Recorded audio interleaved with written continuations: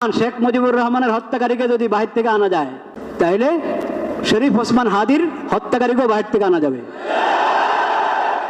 জনগণকে যে আমরা আশ্বস্ত করতে চাচ্ছি, আশ্বাস দিতে চাচ্ছি যে অতি দ্রুত হাদির বিচার কার্য সম্পন্ন হবে। দেখেছে আগের সরকারের যে সমস্ত হত্যাকাণ্ডগুলো, ওগুলোর কয়টার বিচার হয়েছে, আর এই সময়, এই আমলে, অল্প সংক্ষিপ্ত এই আমলে যা হত্যাকাণ্ড হয়েছে ওটার কয়টার বিচার হয়েছে মানুষের সামনে আছে। প্রয়োগ করতে হবে ইসলামী বিধান। খালি গণতন্ত্রের নাম নিয়ে মানুষকে শান্ত করা যাবে না। মানুষ দেখেছে গণতন্ত্র। বিগত সরকারের যত নির্বাচন, ওগুলো গণতন্ত্রের নির্বাচন তো ছিল নাকি? বলে নাই ওরা গণতন্ত্রের কথা? বলে নাই? যতদিন আল্লাহর বিধানের কথা বলতে লজ্জা পাবেন, দেশে শান্তি আনতে পারবেন না। গণতন্ত্রের পরীক্ষা হয়ে গেছে। হাদির জন্য পুরো দেশে দোয়া হবে।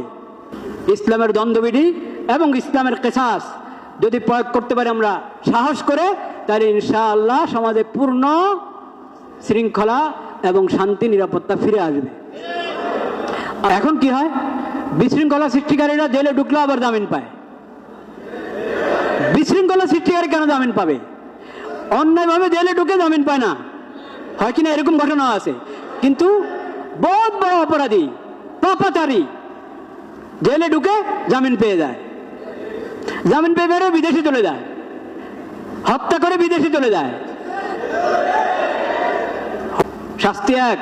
আবু বকর সিদ্দিক রাদিয়াল্লাহু তাআলার মতো নবীর পরে তার মতো আর মানুষ হয় না, কিন্তু কথার কথা বলছি, তার মতো কেউ হত্যা করলো, সেখানেও যে হত্যাকারী শুধু তার থেকে কেসাস নেওয়া হবে, তাকেই বিচার হিসাবে হত্যা করা হবে।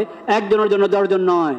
একজন বিচারপতি বিচারের আওতার বাইরে, প্রেসিডেন্ট বিচারের আওতার বাইরে, প্রধান উপদেষ্টা বিচারের আওতার বাইরে। ইসলামে এসব বিধান নাই। কেসাসের বিধান আল্লাহ যেভাবে দিয়েছেন সেভাবে প্রয়োগ করেন। মামলা ঝুলায় রাখবেন না। মামলা ঝুলায় রাখা এটা ইংরেজদের সভ্যতা। ইংরেজদের আইনের কারণে এরকম মামলা ঝুলিয়ে থাকে। ইসলামী পদ্ধতিতে আসেন, কোনো মামলা ঝুলে থাকবে না।